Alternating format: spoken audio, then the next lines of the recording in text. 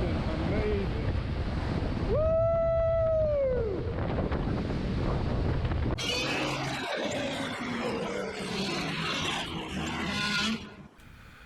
That fella hooting and hollering behind me, that's Carl. You may know him as Spaztech on YouTube. He recently followed me down to Florida on a borrowed motorcycle and realized that he missed riding so much, raising a family and doing the responsible grown-up thing, not riding a motorcycle. He decided that he missed it so much that he went out and bought another motorcycle, and this was our first uh, motorcycle camping ride for him on a new motorcycle. And me, I just bought a new motorcycle too. So it was a good shakedown ride for us this weekend. We just went out in the woods pretty close to home for me. And this is an old coal mining area. And close by is the Kellerman Railroad. Just a few hundred yards away is the old Kellerman Railroad with some trestles and some awesome stuff. I'll link to that on the end screen if you want to go back and see me exploring the railroad. But couldn't get down there on the bikes on this trip. But we just parked right here.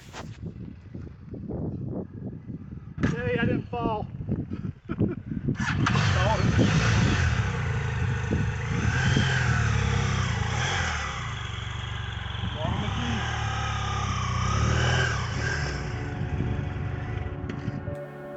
So I mentioned earlier that this was once an area known as Kellerman Mines, and the town of Kellerman, what's left of it, is close by.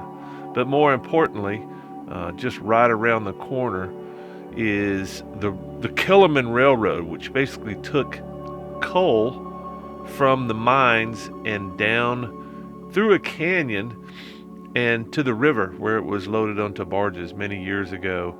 I think the last run of the railroad was in the late 60s, and I covered all this in a previous episode a couple 3 years back. You might want to go check that out.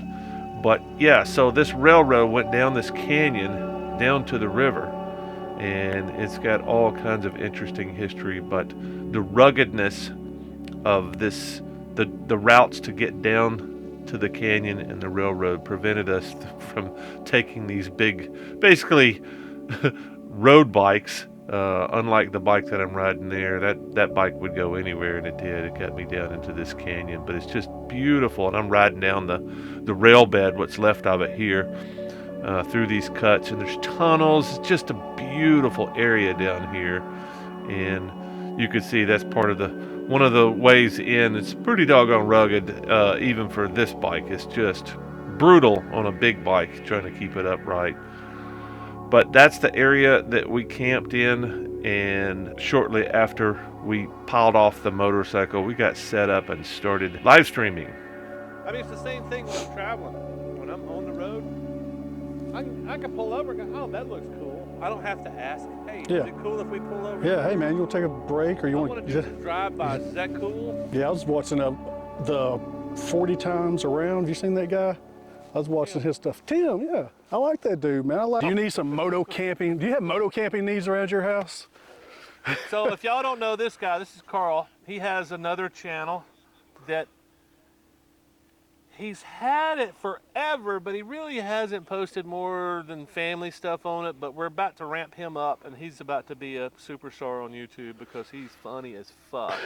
I don't know about superstar. Superstar. Superstar.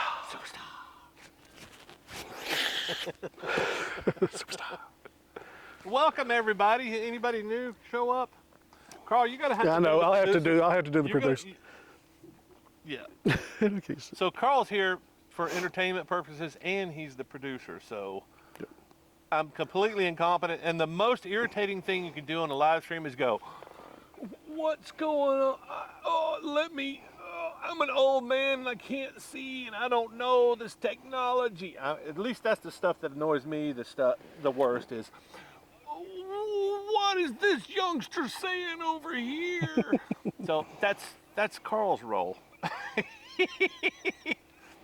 That great ass fucking footage, man. Well, It's all about the footage, man. It's all about getting the shot. It's all about getting the shot. You can tell whatever fucking story you want. You got the shot.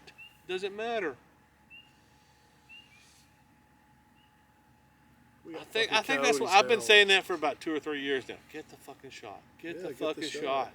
Get the fucking shot.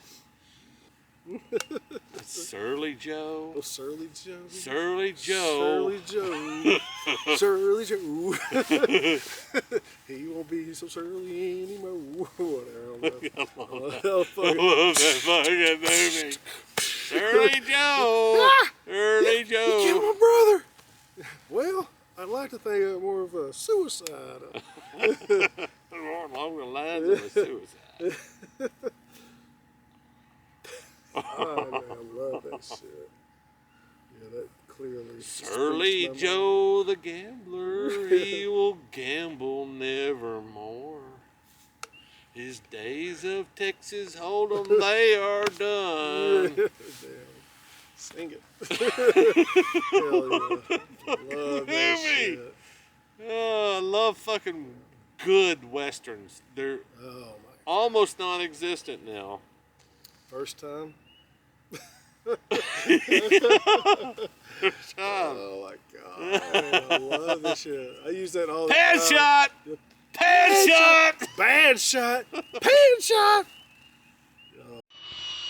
Wow. Now that is convenience. That's crazy, man. It's just like you just started pumping the thing up and it's already... I don't think you even need to do that. I think you just sit there for like 45 seconds and you're... Look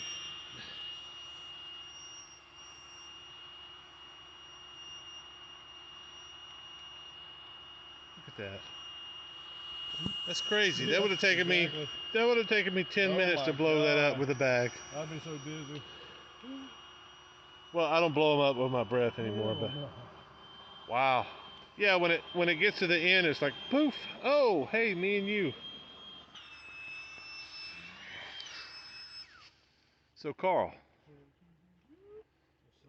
is this your first night in the Haven? Are you terrified? Ooh, I'm stoked. It looks so But comfy. you brought all kinds of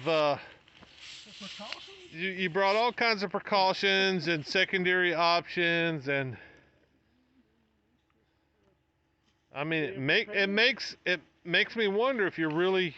Are you really how committed are you? Well, I mean it does. It makes me wonder: are you committed? Are you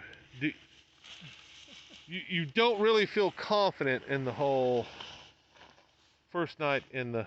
Looks like you're kind of hanging a little bit low too. Maybe you should. Yeah, I probably am. Maybe you should pull a notch or two up on your strap there.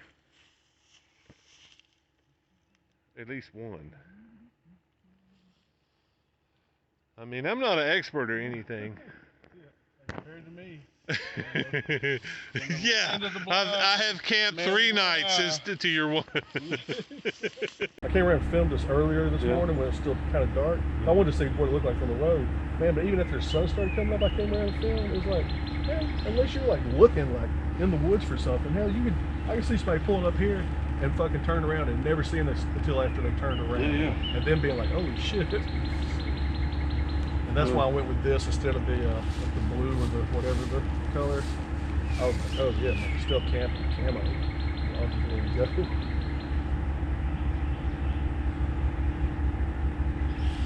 Well, we could have gotten the bikes in here. Oh yeah, I think so. But I mean, what we were doing, that sounded way better. Yeah, oh yeah. I like that sound way better.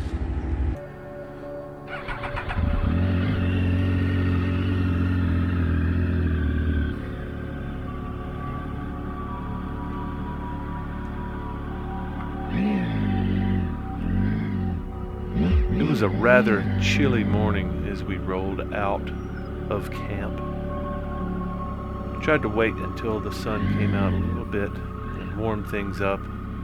Not really fun riding on a cold morning when you're not ready for it.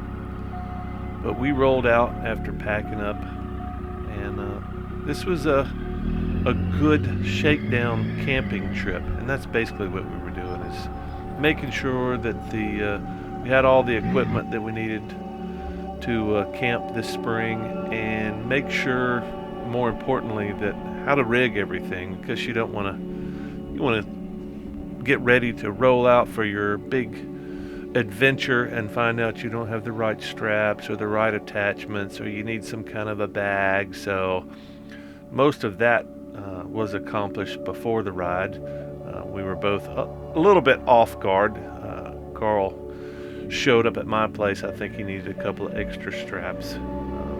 But yeah, anytime you want to add something to your rig, you get somewhere. I think Carl's was he got everything to my house okay, but didn't have anything to carry beer or any supplies or anything like that. So that's just kind of one of the things that you figure out as you go along. It's just not good to figure out once you're halfway across the country that you forgot something, or that you didn't rig something just quite right and it's hanging off the bike and getting up under your tires and things like that. But yeah, overall this was a good shakedown ride for both of us. We both had new bikes, and Carl has a new hammock, so he had to make sure that thing works. I think he did pretty well. I think he did as well as I did the first time sleeping in my hammock. I think he enjoyed his sleep.